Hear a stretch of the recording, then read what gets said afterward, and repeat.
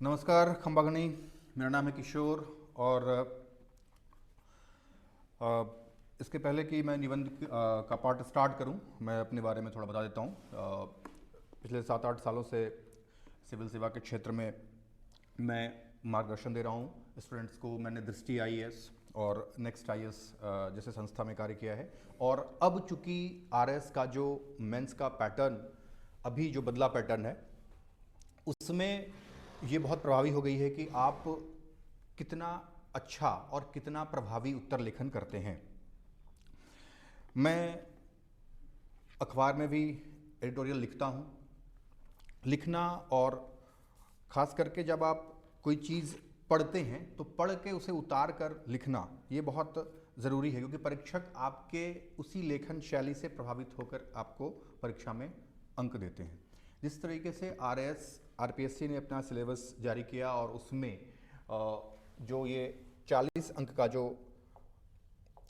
Part है निबंध का, वो बहुत निर्णायक है। निर्णायक इस रूप में है कि आप इसे हल्के में नहीं ले सकते हैं। निबंध एक ऐसा प्रश्न पत्र है जिसमें आप बहुत अच्छा और प्रभावी लिखते हैं तो ये एक स्कोरिंग पेपर है।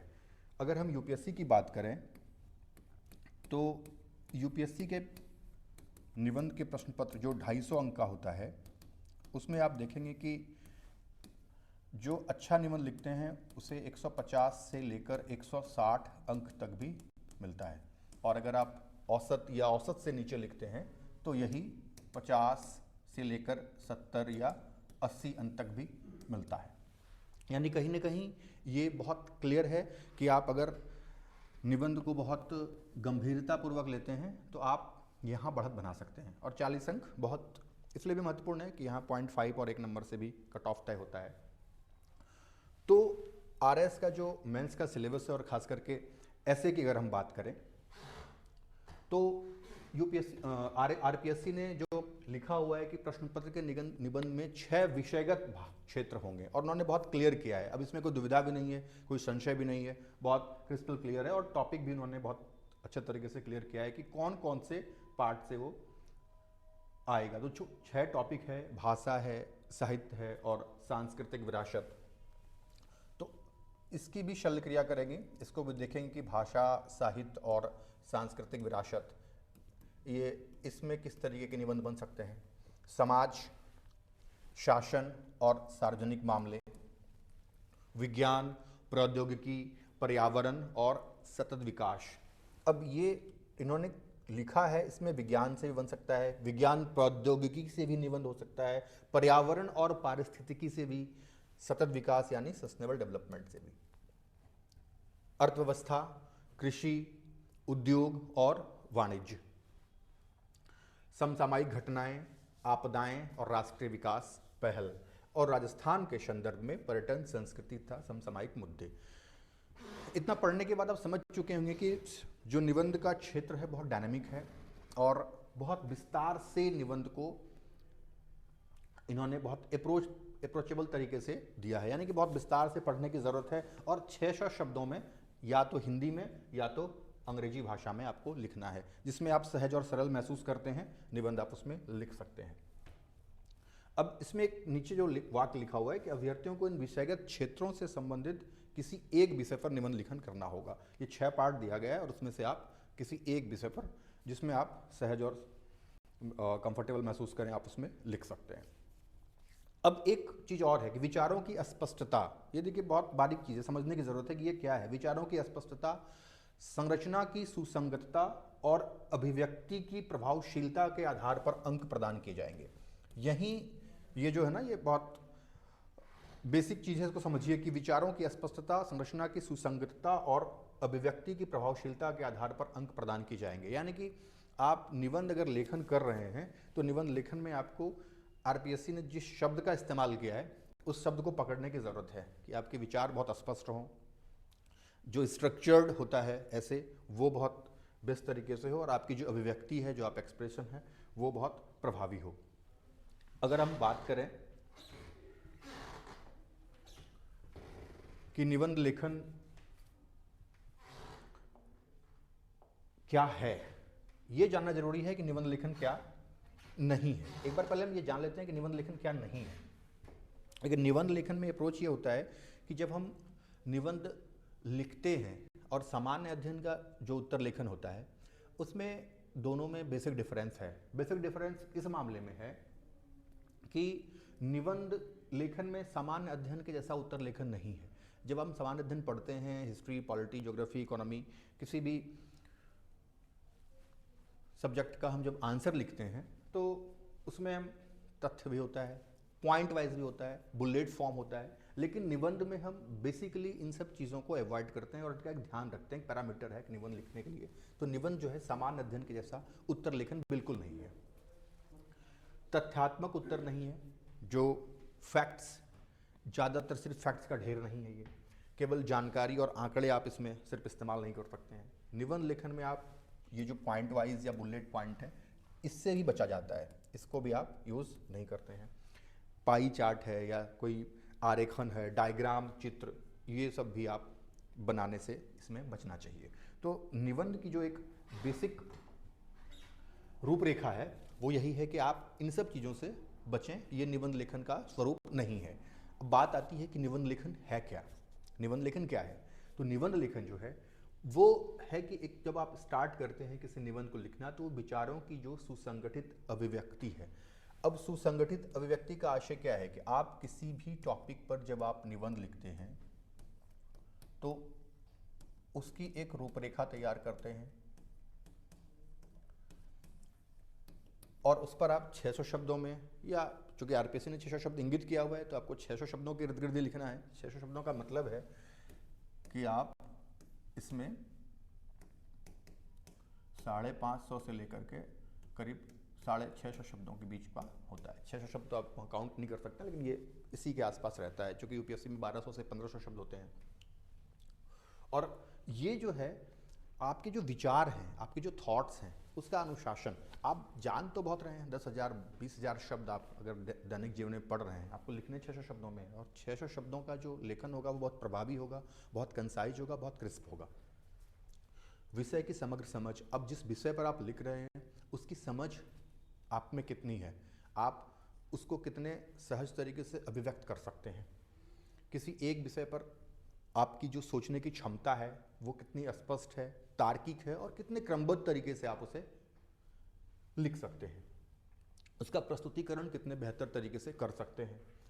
मौलिक व संतुलित सोच, और सोच जो है, जो थॉट्स है, जो डायमेंशंस है आपके विचारों का, वो बहुत मौलिक होना चाहिए और संतुलित होना चाहिए, बैलेंस्ड अप्रोच। सिविल सेवा में निबंध, कोई भी निबंध आप लिखते हैं, इवन आंसर राइटिंग कहीं भी, तो वहाँ बहुत बैलेंस्ड अप्रोच ही अपनाना होता है, क्योंकि वो आपके बैलेंस्ड अप्रोच से ही आपको वो निर्धारित करते हैं कि आपकी सोच जो है वो क्या है। क्योंकि आप शासन में जा रहे हैं तो आप संवैधानिक शब्दावली, कानूनों की शब्दावली और सरकार के साथ, सरकार की जो नीतियाँ हैं, सरकार की जो प्लान्स हैं, उसके साथ आप का तारतम्य बन रहा है या नहीं। अब बात अगर हम करें घटनाएं, संविधान के अनुच्छेद, महापुरुषों के विचार, समकालीन उदाहरण, ये आप किसी भी निबंध की जो ये क्रक्स है, आत्मा है। आप कोई घटनाएं हैं, संविधान के अनुच्छेद है, उसको आप मिलाइए। अगर आप महिला अधिकार पर कोई निबंध लिख रहे हैं तो महिला अधिकारों से संबंधित कोई अनुच्छेद है, अनुच्छेद 15 है, जैसे धर्म, मूलवंश, जाति, लिंग के आधार पर। अनुच्छेद 39D है, जहाँ समान कार्य के लिए समान वेतन की बात करते हैं। तो ये जो है आप कहीं ना कहीं उदाहरणों का सार्थक प्रयोग, उदाहरण विषय से सीधे जुड़े हों। कोई उदाहरण आप दे रहे हैं तो जो आप निबंध लिख रहे हैं वो उस विषय से सीधे जुड़े हुए हैं कि नहीं, आप इसका ध्यान रखिए। क्योंकि कई बार क्या होता है कि हम फ्लो में बहुत सारी चीज़ें ऐसी लिखते हैं जो ज़रूरी नहीं है, निरर्थक है, तो ये बिना अभ्यास के, बिना प्रैक्टिस के ये चीज़ें आएंगी नहीं। भाषा की जो स्पष्टता और प्रवाह है, जो आप लिख रहे हैं, जो आप ऐसे लिख रहे हैं, वो कितना स्पष्ट है, कितना क्लियर है, और वो उस दिशा में जो निबंध का डिमांड है, निबंध की जो मुख्य मांग है, वो उसके नज़दीक है कि नहीं, उसके क्लोज है कि नहीं, आप उस पर बात करें। सकारात्मक और समाधान उन्मुख दृष्टि, जो आप लिख रहे हैं वो कितना पॉजिटिव अप्रोच में जा रहा है, वो आपकी जो मौलिक सोच है, जो संतुलित निबंध है, वो भविष्योन्मुखी लक्ष्य की ओर निर्धारित होना चाहिए। आप जो बात कह रहे हैं वो क्लियर है कि नहीं। समाधान, सुधार और भविष्य की दिशा, समाधान, सुधार और भविष्य की दिशा भी दिखाता है। निबंध में आपकी अपनी समझ, विश्लेषण और दृष्टि दिखनी चाहिए, क्योंकि रटी रटी जो रटे रटाए परिभाषाएं हैं, जो गाइड्स हैं, जो बुक्स हैं, वहाँ से आप लिखेंगे तो वो बहुत ज़्यादा जो है मार्क्स आपको नहीं दिलाएगा। तो अगर आप 40 अंक में चाहते हैं कि कम से कम 25 से 30 अंक इसमें मिले, तो ये ज़रूरी पैरामीटर्स हैं जिसका आपको ख्याल रखना है, इसलिए भी ये ज़रूरी है। और अब इसमें एक बात और बहुत इम्पॉर्टेंट है कि जो निबंध है उसके आयाम कौन कौन से होते हैं। हम कौन कौन निबंध अगर हम लिखते हैं तो वो बहुत मल्टी डायमेंशनल होना चाहिए, बहुआयामी, कि उसमें आप सारे आयाम कवर कर रहे हैं। तो अगर आर्थिक आयाम उस निबंध का कोई हिस्सा है जिसमें वो आर्थिक आयाम को टच कर रहा है तो आप उसको जरूर शामिल करें। वैज्ञानिक और तकनीकी आयाम, भौगोलिक आयाम, जो ज्योग्राफिकल उसका एस्पेक्ट्स है वो है कि नहीं, और हिस्टोरिकल अप्रोच है। अगर आप स्टार्ट कर रहे हैं तो एक ऐतिहासिक आयाम के साथ उसको आप स्टार्ट कर सकते हैं। डिपेंड करता है कि निबंध किस तरीके का है, निबंध पूछा क्या गया है। मनोवैज्ञानिक आयाम, अंतर्राष्ट्रीय या वैश्विक आयाम, कोई निबंध आप लिख रहे हैं और उसमें वो आयाम अंतर्राष्ट्रीय या वैश्विक आयाम से जुड़ा हुआ है तो आप उसको भी शामिल कर सकते हैं। ठीक है। हाँ, एक पार्ट और है जो इसमें छूट गया है, आप इसमें पर्यावरणीय भी डाल सकते हैं। कोई पर्यावरणीय आयाम अगर है तो आप उसको भी। तो ये निबंध के आयाम हैं। ये डायमेंशंस अगर आप अपने किसी निबंध में डालते हैं तो परीक्षक को ये बिल्कुल महसूस होगा कि आपने उन सारे डायमेंशंस को छुआ है। तो जो विद्यार्थी एक दो डायमेंशंस को केंद्रित करके निबंध लिखेगा और जो विद्यार्थी इन 5, 6, 7 डायमेंशंस को मिलाकर निबंध लिखेगा तो उनके निबंध में और उनकी मार्किंग में भी बहुत फ़र्क महसूस होगा। वो इसलिए होगा कि आपने सारे डायमेंशंस को टच करते हुए लिखा है। बात आती है कि जो निबंध है वो निबंध का प्रकार क्या है। बेसिकली निबंध का कोई तय ढांचा नहीं है और निबंध का जो मॉडल आंसर आपको मुहैया कराया जाएगा उसमें भी ये नहीं है कि निबंध जो मॉडल आंसर दिया वही अंतिम उत्तर माना जाएगा। निबंध दरअसल विषयनिष्ठ प्रकृति का होता है, तो अपनी अपनी सोच और अलग अलग भूमिका से कोई स्टार्ट करता है ना। कोई कविता से, कोई किसी प्रसंग से, किसी उद्धरण से स्टार्ट करता है, तो वो अलग अलग तरीके से उसे स्टार्ट करते हैं। और इसमें क्या होता है कि जब हम निबंध के प्रकार की बात कर रहे हैं तो ये वर्णनात्मक निबंध का मतलब क्या है कि स्कूली लेवल पे जब स्कूल में विद्यार्थी स्टार्ट करता है निबंध लिखना तो उसे दिया जाता है गाय पर निबंध लिखो, है ना। तो वो गाय के बारे में वर्णन करता है कि गाय एक चौपाया जानवर है, जिसे 4 पैर होते हैं, एक पूंछ होता है, गाय दूध देती है, गाय घास खाती है। तो ये क्लास 6, 7, 8 का विद्यार्थी जो है इस तरीके से लिखता है, क्योंकि वो भी उतनी मौलिक सोच, उसकी सोच उतनी मैच्योर्ड नहीं हुई है, तो ये वर्णनात्मक निबंध में आएगा। तो गाय पर आपने निबंध लिख दिया, है ना। आपकी ट्रेन यात्रा, आप कहीं जा रहे हैं, आपने उस यात्रा के बारे में वर्णन कर दिया। तो ये वर्णनात्मक प्रकृति के निबंध हैं जो सिर्फ आप किसी घटनाक्रम का या किसी चीज़ का, वस्तु का सिर्फ वर्णन करते हैं। इसमें आपकी कोई मौलिक सोच रिफ्लेक्ट नहीं होती है। दूसरा है कल्पनात्मक निबंध। आप थोड़े मैच्योर्ड हो जाते हैं और दृष्टि थोड़ी आपकी और पैनी हो जाती है निबंध को लेकर के, तो आप अपने जो विचारों का घोड़ा है उसे दौड़ाते हैं। तो फिर आप कल्पनात्मक निबंध का उदाहरण आप ये मान सकते हैं कि यदि मैं भारत का प्रधानमंत्री होता। अब इस पर आप थोड़े कल्पना के घोड़े को दौड़ा सकते हैं और लिख सकते हैं, भाई यदि आप भारत के प्रधानमंत्री होते तो आप क्या क्या करते। यदि मैं भारत का प्रधानमंत्री होता, है ना, यदि भारत और पाकिस्तान का विभाजन नहीं होता। तो ये कल्पनात्मक निबंध है और ये थोड़े एडवांस लेवल के, जो बच्चा 10वीं में पढ़ रहा है, 11वीं 12वीं में पढ़ रहा है, वो फिर जब वर्णनात्मक निबंध से एक एडवांस लेवल का जो स्टेज है वो है कल्पनात्मक निबंध, जहां आप इन विचारों पर अपनी लेखनी चलाते हैं और लिखते हैं। फिर ये थोड़ा ज़्यादा एडवांस लेवल का निबंध है, जैसे मैंने बताया, उस पर फिर आप लिखते हैं यदि मैं भारत का प्रधानमंत्री होता। तीसरा तरह का जो निबंध है वो है विचार प्रधान निबंध। विचार प्रधान निबंध का मतलब है कि ये कॉलेज लेवल के जो विद्यार्थी हैं, जब आप कॉलेज में प्रवेश करते हैं और उसके बाद फिर आप स्टार्ट करते हैं निबंध लिखना, तो यहाँ आपकी मौलिक सोच, यहाँ आपके मौलिक विचार कि आप उसमें कितना इनपुट्स डाल सकते हैं, आप उसको विभिन्न डायमेंशन से, जो मैंने बताया वो आर्थिक आयाम, राजनीतिक आयाम, सांस्कृतिक आयाम, अंतर्राष्ट्रीय आयाम, पर्यावरणीय आयाम, आप उनको कितना डाल सकते हैं। अब विचार प्रधान में कि केवल राजनीतिक अधिकार मिलने से महिलाओं का सशक्तिकरण नहीं होगा। अब इस तरह के निबंध आ गए, तो अब यहाँ आपको अपने विचारों, आपका जो विचार है, आपकी जो लेखन शैली है, आपने जो पढ़ा है, वो मौलिक सोच वो इसमें दिखेगा कि केवल राजनीतिक अधिकार से महिलाओं का सशक्तिकरण नहीं हो सकता है। ठीक है, तो इस प्रकार के जो निबंध है वो विचार प्रधान निबंध है। अब आपको उसमें अपने विचार डालने हैं। या फिर 21वीं सदी का भारत, दशा और दिशा, तो अब आप 21वीं सदी के भारत के बारे में, उसके दशा और दिशा के बारे में अपनी मौलिक सोच यहाँ रखेंगे। तो ये वर्णनात्मक निबंध और कल्पनात्मक निबंध से बहुत अलग है, और ये कॉलेज लेवल पर जब आपकी सोच बहुत ज़्यादा मैच्योर हो जाती है, परिपक्व हो जाती है, आप विभिन्न आर्टिकल्स, लेख्स, जर्नल्स वगैरह पढ़ते हैं और आपका विचार बहुत परिपक्व हो जाता है, तब फिर आप विचार प्रधान निबंध लिखने के योग्य हो जाते हैं। और ये कॉलेज लेवल पर होता है, और यही अपेक्षा भी सिविल सेवा के अभ्यर्थियों के साथ भी यही की जाती है कि उनके विचारों में कितनी मौलिकता है, जो निबंध लिख रहे हैं वो कितना प्रभावी है, कितना संतुलित है, और जो विषय दिया गया है उसके कितने नज़दीक है। तो ये विचार प्रधान निबंध हो गया। और एक कैटेगरी का निबंध और होता है जो इन तीनों निबंधों से आप कह सकते हैं कि वो कठिन है, और ख़ास करके पिछले 2-3 वर्षों में आप देखेंगे कि यूपीएससी जो संघ लोक सेवा आयोग है वो इस प्रकार के निबंध मतलब पूछ रही है, और बढ़ गया इस तरह से, मतलब निबंध का जो अमूर्त निबंध कहते हैं इसे, एब्स्ट्रैक्ट निबंध। अब एब्स्ट्रैक्ट निबंध जो है एक तरह से आप कह सकते हैं कि फिलोसफिकल निबंध है। उसमें आपको लिखने के लिए बहुत ज़्यादा पढ़ना है, सोचना है कि वो निबंध, क्योंकि कई बार क्या होता है कि हम उस निबंध को देखते ही माइंड ब्लैंक हो जाता है, पता ही नहीं चलता है मैं लिखना क्या है। जैसे कि एक उदाहरण बता रहा हूँ, निष्काम बौद्धिक जिज्ञासा यथार्थ सभ्यता का जीवन रस है।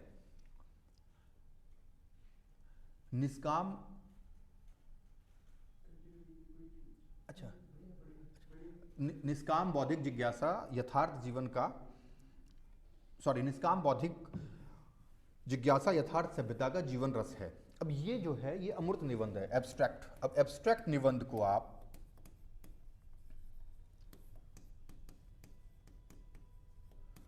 जब लिखते हैं तो इसमें आपके पास कोई डेटा, कोई इंफॉर्मेशन, कोई ऐसी चीज़ें होती नहीं हैं। आप महिला सशक्तिकरण पे या विज्ञान तकनीकी युग में भारत की भूमिका, इस पर आप कुछ तो लिख ही सकते हैं। लेकिन इसमें अगर आप बहुत ज़्यादा फिलोसफिकल निबंध को नहीं पढ़े हैं, आपने बहुत अभ्यास नहीं किया हुआ है इस तरीके 20-25 निबंध के लिखने का, तो फिर आपकी लेखनी इस पर चलेगी नहीं, क्योंकि ये बहुत टिपिकल निबंध है और ये कठिन निबंध की श्रेणी में आते हैं। तो ये अमूर्त निबंध पूछा जा सकता है। ये हो पाए कि आरपीएससी बेसिकली इस तरह के निबंध अभी पूछेगी नहीं, क्योंकि जो 6 उन्होंने कैटेगराइजेशन किया है उसमें इस तरीके के निबंध बनने की संभावनाएं कम है। लेकिन फिर भी कुछ कहा नहीं जा सकता है, इस तरीके के निबंध भी आ सकते हैं। लेकिन जब हम प्रैक्टिस कराएंगे तो आपको ये जो वर्णनात्मक निबंध है, विचार प्रधान निबंध है, कल्पनात्मक निबंध है, अमूर्त निबंध है, इन सारे जो आयाम है उसको कवर करते हुए निबंध करवाएंगे, तो जिसमें आपको पूरा पता चलेगा कि एक लेखा जोखा कि निबंध होता क्या है। जैसा मैंने पहले कहा कि वो अंतिम उत्तर वही सत्य नहीं माना जाएगा, लेकिन हाँ एक मॉडल उत्तर होगा कि आपको कितने लिखना है, किस तरीके से लिखना है, उसका अप्रोच क्या होगा। निबंध में 2-3 तरह के अभ्यर्थी होते हैं। एक अभ्यर्थी ऐसे होते हैं जो निबंध लिखना तो चाहते हैं, लेकिन निबंध कैसे लिखें वो उन्हें पता नहीं है। दूसरे तरह के अभ्यर्थी वैसे हैं जो निबंध का जो बेसिक मतलब स्ट्रक्चर है वो उनको पता नहीं है। और तीसरे तरह के हैं जो पढ़ते हैं, लिखते हैं, वो कमोवेश लिख लेते हैं। तो ये उनके लिए बहुत ज़रूरी है जो निबंध लिखना स्टार्ट कर रहे हैं या निबंध की फॉर्मेटिंग के बारे में जानना चाहते हैं। अब ये है कि निबंध लेखन के जो चरण हैं, ये फेजेस, कितने फेजेस में है निबंध। अगर हम इसकी बात करें तो निबंध की रूपरेखा बनाना, पहले आप कोई भी निबंध लिख रहे हैं तो उसका स्ट्रक्चर अगर माइंड में नहीं होगा तो आप उसको लिख नहीं पाएंगे, क्योंकि आपको पता है कि निबंध लिखना है। और दूसरा कि जब आप निबंध लिख रहे होते हैं किसी भी विषय पर, तो उसका स्ट्रक्चर अगर आपके पास 1 से 1.5 मिनट में अगर आप बना लेते हैं तो आपको पता है कि आपको अगले 15 मिनट में या अगले 20 मिनट में या आधे घंटे में आपको कैसे कैसे लिखना है, उसका प्रभाव पता चलता है। क्योंकि अगर आप निबंध लिख रहे हैं और आपने भूमिका लिखा, भूमिका का मतलब है कि आप जिस विषय पर निबंध लिख रहे हैं उसका एक सिनॉप्सिस है, वो सार है। आप उसको 5 से 6 वाक्यों में स्टार्ट करते हैं और परीक्षक को समझ में आता है कि परीक्षक जब लगातार इतनी कॉपियां देखते हैं तो उनके पास उतना टाइम नहीं है कि वो आपको अक्षर से सारी चीज़ें देखेंगे और सारी चीज़ें लिखेंगे, है ना।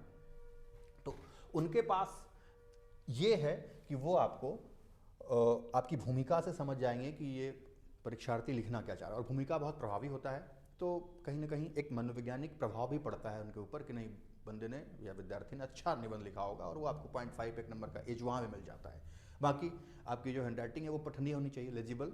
पठनीय का आशय ये है कि बहुत अतिरिक्त दबाव परीक्षक को न लगे आपकी कॉपी पढ़ने में। और जैसा मैंने कहा कि संतुलित और प्रभावी भूमिका प्रभावी होगी, संतुलित होगी, तो नो डाउट वो पूरा जो आप निबंध जिस पर लिख रहे हैं उसका वो पूरा वहीं से स्टार्ट ही होता है। भूमिका लिखने के तरीके भी होते हैं। अब तरीके जो हैं वो अलग अलग हो सकता है, इसका कोई हार्ड एंड फास्ट फार्मूला नहीं होता है, लेकिन सामान्य तौर पर मैं बता देता हूं कि जब आप लिखना स्टार्ट करेंगे तो आप इन चीज़ों का ध्यान जरूर रखें, क्योंकि ये चीज़ें इसलिए भी महत्वपूर्ण हैं कि इसका कोई, मैं ये बता जो रहा हूँ क्योंकि बहुत विषयनिष्ठ चीज़ है, इसमें ये बता देना कि मैं जो बता रहा हूँ वही अंतिम सत्य बिल्कुल नहीं है, लेकिन हाँ ये चीज़ें हैं जो सामान्य तौर पर प्रयोग में लाई जाती हैं। जैसे आपने कोई निबंध लिखना स्टार्ट किया तो आप कोई भाषा साहित्य का निबंध है, जैसा कि सिलेबस में है भी, आरएस के सिलेबस में, तो कविता या कोई प्रसिद्ध कथन से प्रारंभ होने वाली भूमिका का आप लिख सकते हैं, है ना।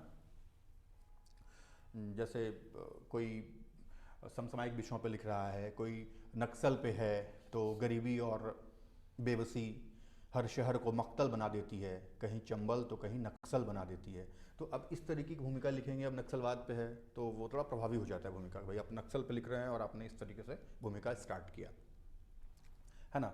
आपने कोई असफलता सफलता पे है तो उस पर कोई कोट है कि असफलता का कोई एक, सफलता का कोई एक पल नहीं है, विफलता की गोद में ही जीत है, और हार कर जो नहीं हारा कभी, सफलता उसी के हृदय का गीत है। तो इस तरीके से कोई उदाहरण लिखते हैं तो वो प्रभावी होता है, क्योंकि आप उससे रिलेट करके लिख सकते हैं। लेकिन हाँ ये चीज़ है कि अनावश्यक नहीं लिखना है, आपको पता है कि वो निबंध उसी चीज़ से रिलेटेड है, तो आप फिर कोई कविता या कोई शायरी या कोई गज़ल लिख सकते हैं, लेकिन वो उससे रिलेटेड नहीं है और स्कोप नहीं है तो वह अनावश्यक लिखना नहीं है, ये बात का ख्याल रखना है। दूसरा, आप भूमिका का स्टार्ट अपने निजी अनुभव से आरंभ कर सकते हैं। आपका कोई निजी अनुभव हुआ है और उस तरीके का कोई निबंध पूछा गया है तो आप वहाँ से इसे स्टार्ट कर सकते हैं भूमिका। विषय के शब्दों का स्पष्टीकरण करने वाली भूमिका, जो निबंध है उसी को आप स्पष्ट करते भूमिका लिख सकते हैं। जैसे 21वीं सदी में भारत की भूमिका या 21वीं सदी में भारत की दशा और दिशा, तो उस पर आप भारत के बारे में या उसका एक उस विषय से संबंध में स्पष्टीकरण करते हुए 5-6 वाक्यों में आप उसको लिख सकते हैं। या फिर किसी नकारात्मक धारणा के खंडन से शुरुआत कर सकते हैं कि कोई धारणा है उसको आप नकारात्मक तरीके से खंडित करते हैं और वहाँ से फिर आप इस भूमिका को स्टार्ट कर सकते हैं। एक होता है विचारोत्तेजक भूमिका, कि जहाँ आप 5-6 वाक्यों में पूरे उस निबंध का जो है एक तरह से सार कह सकते हैं उसको, वो कर देते हैं, तो आप वो विचारोत्तेजक भूमिका। लेकिन हाँ ये है कि ये लगातार प्रयास और लगातार अभ्यास से ही ये आएगा, अचानक से ही आएगा नहीं, क्योंकि ये सारी जो मैं बता रहा हूँ ये चीज़ें आपके अभ्यास के और कितना प्रैक्टिस करते हैं उस पर ये आता है। उस पर ये है कि जब आप ये भूमिका लिख लेते हैं उसके बाद मुख्य विषय वस्तु लिखना, जो मेन कंटेंट है, जो आप 70% 75% चीज़ें लिखेंगे वो आप मुख्य विषय वस्तु, वो फिर आप इस पर आ जाएंगे। तो 70-75% आपका जो कंटेंट होगा वो मुख्य विषय वस्तु पर होगा कि आपको उसमें लिखना क्या है, कितनी प्रभावी लिखना है और कितना वो जो डायमेंशंस मैंने बताया उसका अप्रोच आप उस निबंध में कैसे करते हैं, वो यहाँ ये मुख्य विषय वस्तु वाले में ही आ जाएगा। जो फाइनल है वो कि निष्कर्ष लिखना है। अब जब आपने भूमिका लिख दिया, फिर आपने मुख्य विषय के बारे में कंटेंट लिख दिया और उसके बाद फिर आप कंक्लूजन पर आएंगे। तो कंक्लूजन किसी भी निबंध में या जीएस के आंसर राइटिंग में, सिविल सेवाओं में ये माना जाता है कि होना चाहिए भविष्योन्मुखी। भविष्योन्मुखी होना चाहिए, सकारात्मक होना चाहिए,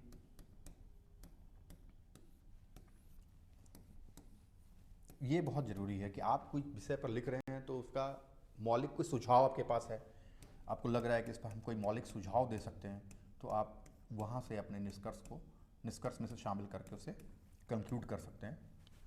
तो और सकारात्मक होना चाहिए। तो ये चीज़ें जो अगर निबंध का जो बेसिक्स फंडामेंटल है इसमें आप ध्यान रखेंगे तो आप अच्छा एक निबंध लिख सकते हैं। और निबंध लिखने का मतलब है कि अगर आपको लगता है, दूसरा जो बहुत महत्वपूर्ण चीज़ है कि जब आप निबंध लिख रहे होते हैं तो आपकी जो भाषा की शुद्धता है, भाषा और वर्तनी, ये बहुत ज़रूरी है। चाहे वो आप किसी भाषा में लिखें, इंग्लिश में लिखें या हिंदी में लिखें, ये दोनों में आप ग्रामेटिकल एरर ना हो, कोई स्पेलिंग एरर ना हो, और हिंदी में है तो भाषा और वर्तनी, क्योंकि भाषा वर्तनी आपका जितना शुद्ध रहेगा परीक्षक को ये महसूस होगा कि आपने वो अब 600 शब्दों के निबंध में आप अगर 2-4 शब्द कहीं गलत लिखते हैं तो नज़रअंदाज किया जा सकता है, लेकिन अगर आप 600 शब्दों के निबंध में जगह जगह गलतियां करेंगे तो वो फिर नकारात्मक असर डालता है। और वैसे भी आपका जो 90 मार्क्स का है उसमें भी वाक्यों का शुद्धिकरण और ये सब है, जो वैसे भी हिंदी लिखना और निबंध लिखना में भाषा और वर्तनी की शुद्धता बहुत ज़रूरी होती है। उसके बाद भाषा का प्रवाह। भाषा का प्रवाह का मतलब ये है कि आप जो लिख रहे हैं, जब आप अगले पैराग्राफ में जा रहे हैं तो वो उस पैराग्राफ से रिलेटेड होना चाहिए। ऐसा नहीं कि जो आप बातें कह रहे हैं, पहले पैराग्राफ में आपने कुछ बातें लिखी और जैसे आपने पैरा चेंज किया वहाँ वो पूरा कनेक्शन मतलब उसका ख़त्म हो गया। तो कनेक्ट होना चाहिए, वो भाषा का प्रवाह बना रहना चाहिए, ताकि परीक्षक को पढ़ते ही वो एक फीलिंग आ जाए। अब अगर वो 10-20 निबंध उन्होंने जांची और 11वां निबंध आपका आ गया और उनको लगा कि वाह क्या है, तो आप वहाँ 1-1.5 नंबर 2 नंबर आराम से ज़्यादा ला सकते हैं। तीसरा मैंने बताया कि पार्ट जो आप जो लिख रहे हैं, जो आपका राइटिंग है, वो अगर राइटिंग अच्छी है तो नो डाउट सोने पे सुहागा है, लेकिन अगर अच्छी राइटिंग नहीं है तो इतनी होनी चाहिए कि वो पठनीय हो। पठनीय का मतलब है कि आप थोड़ा बड़ा फॉन्ट से लिखिए, उसको थोड़ा क्लियर कीजिए और गैप दे के लिखिए, ताकि परीक्षक जो उम्रदराज परीक्षक हैं वो उनको ज़्यादा प्रेशर ना पड़े आपके निबंध को पढ़ने के लिए। आपने अच्छी बातें भी लिखी होंगी तो वो फिर वहाँ आपको वो हो सकता है कि वहाँ फिर वो एज न मिले, ये बहुत ज़रूरी है। उसके बाद निबंध में एक चीज़ और ज़रूरी है कि जब आप निबंध लिख रहे हैं तो निबंध लिखते हुए फ्लो टूटना नहीं चाहिए।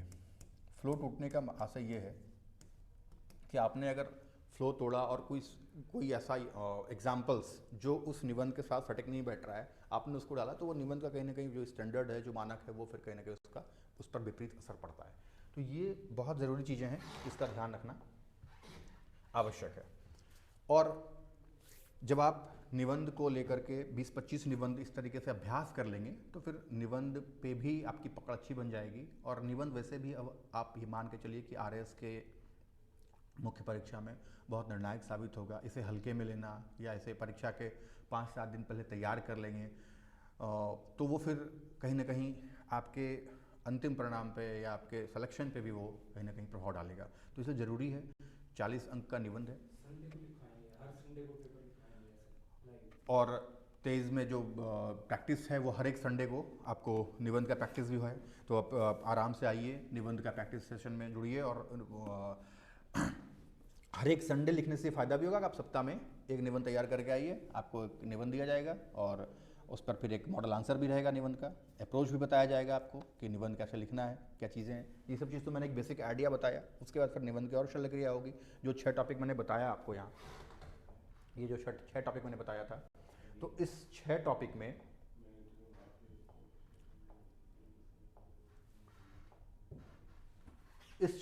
में कम से कम 50 से 60 निबंध आपको जरूर करा देंगे। कितना मतलब करा देंगे कि आप जब परीक्षा में बैठें तो आप बहुत कंफर्टेबल और सहज फील करें। किसी भी तरीके से कोई निबंध पूछे तो आप उसको अच्छा और प्रभावी लेखन आप उसका कर सकें। तो ये एक बहुत ज़रूरी चीज़ है। और हर एक संडे, और सबसे ज़रूरी और महत्वपूर्ण सूचना ये है कि अभी तेज सिविल्स में क्यूबिट प्रोग्राम हमारा चल रहा है, डेली 50 MCQ चैलेंज, जिसमें NCERT और RBSC, जिसको कहते हैं कि किताबों वाली सीरीज, यानी कि इसमें आप क्यूबिट में 50 MCQ डेली मिलेगा आपको, जिसमें 30 MCQ GK GS 10 MCQ maths और रीजनिंग से और 10 एमसीक्यू करंट अफेयर से, जिसमें जो इसका फीचर्स है, डिटेल्ड पीडीएफ सॉल्यूशंस अवेलेबल है, अनलिमिटेड अटेम्प्ट्स, वीडियो डिस्कशन, ये आपको बोनस के तौर पर मिलेगा। मोड इसका ऑनलाइन है। स्टार्ट जो है ये 2 फरवरी 2026 से हो रहा है। विशेष जानकारी आपको चाहिए तो नीचे एक नंबर दिया गया है, आप इस पर संपर्क कर सकते हैं। नंबर है, नोट भी कर सकते हैं, 9216249087। बहुत प्रभावी है, क्योंकि जब तक आप टेस्ट नहीं देंगे, जब तक आप प्रैक्टिस नहीं करेंगे, कॉम्पिटिटिव एग्जामिनेशंस को पास करना बहुत टफ हो गया है। तो उसमें है कि लगातार अभ्यास कीजिए, और अभ्यास भी कीजिए वहाँ जहाँ की स्तरीय टेस्ट सीरीज हो रहा है, जहाँ की आपको दिख रहा है कि आप यहाँ पर परीक्षा से मतलब जो प्रश्न बन रहे हैं बहुत नज़दीकी मतलब वो प्रश्न बना रहे हैं। और आप जुड़िए, देखिए, और संडे वाला जो निबंध है उसमें भी आइए, बाकी फिर डिस्कस करेंगे इसके बारे में। थैंक यू, धन्यवाद।